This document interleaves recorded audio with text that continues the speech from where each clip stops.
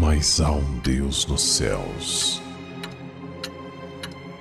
que revela os segredos. Ele revelou o que vai acontecer no fim dos dias.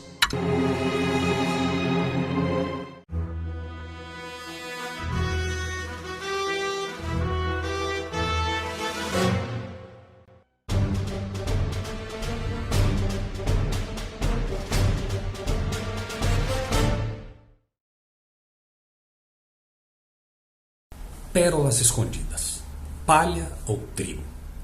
Sua mão tem a pá e limpará a sua eira, e recolherá no celeiro o seu trigo. Mateus 3,12.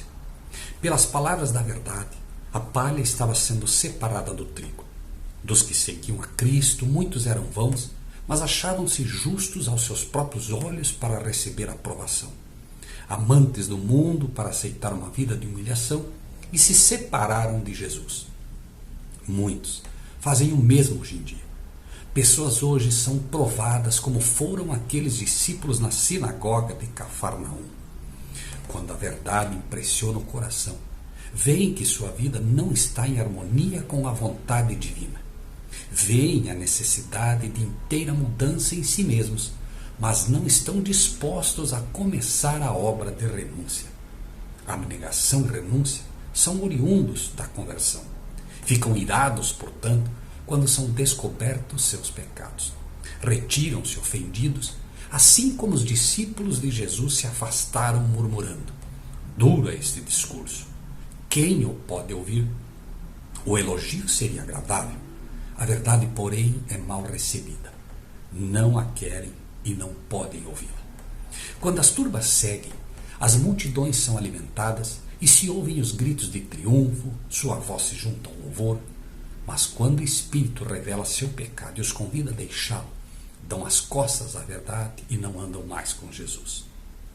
Os de Israel rejeitaram seu Salvador porque queriam um conquistador que lhes desse poder terreno, prosperidade financeira, dinheiro, posição. Queriam a comida física, mas não a que permanece para a vida eterna. Com dor no coração, Jesus viu os que tinham sido seus discípulos se afastarem dele. A consciência de que sua compaixão não era recebida, nem seu amor reconhecido, de que sua misericórdia era desprezada e rejeitada a sua salvação, enchia-o de inexprimível dor. Foram acontecimentos como esses que o tornaram um varão de dores, experimentado nos trabalhos. Sem tentar se opor aos que partiram, Jesus voltou-se para os 12 e disse: Quereis vós também retirar-vos? Pedro replicou: Senhor, para quem iremos nós? Tu tens as palavras da vida eterna, acrescentou. E nós temos crido e conhecido que tu és o Cristo, o Filho de Deus. Muitas palavras e atos de Jesus parecem misteriosos a mentes finitas e mundanas. Mas cada palavra e ato seu tinha um propósito definido na obra da redenção. Cada um era calculado a produzir seus próprios resultados. Se fôssemos capazes de entender os desígnios, todos pareceriam importantes, completos e em completa harmonia com sua missão. Embora hoje não possamos compreender as obras de Deus, é possível discernir o grande amor que é a base de todo o seu tratamento com o ser humano. Aquele que vive perto de Jesus compreenderá muito do mistério da piedade. Reconhecerá a misericórdia que o repreende, que prova o caráter e mostra o desejo que está no coração. Quando Jesus apresentou estas probantes verdades que deram lugar a que tantos discípulos seus desistissem dele, sabia exatamente qual seria o resultado de suas palavras. Tinha, porém, um propósito misericordioso a cumprir. Previu que na hora da tentação, cada um de seus amados discípulos seria provado duramente. Sua agonia no Getsêmani, a traição e a crucifixão seriam para eles momentos muito difíceis. Se não tivessem sido anteriormente provados, muitos que eram movidos por motivos meramente egoístas estariam ligados com aqueles que o deixaram.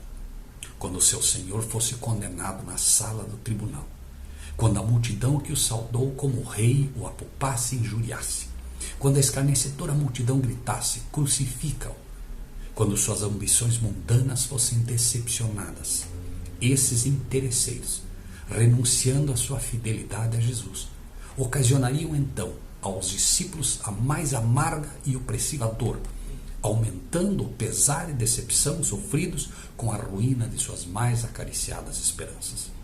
E nada mudou. Aqueles que buscam igrejas para que resolvam seus problemas financeiros são os mesmos que buscaram Jesus com a mesma intenção na época: pão físico. Buscam apenas bênçãos materiais. Não dão valor ao verdadeiro tesouro celestial.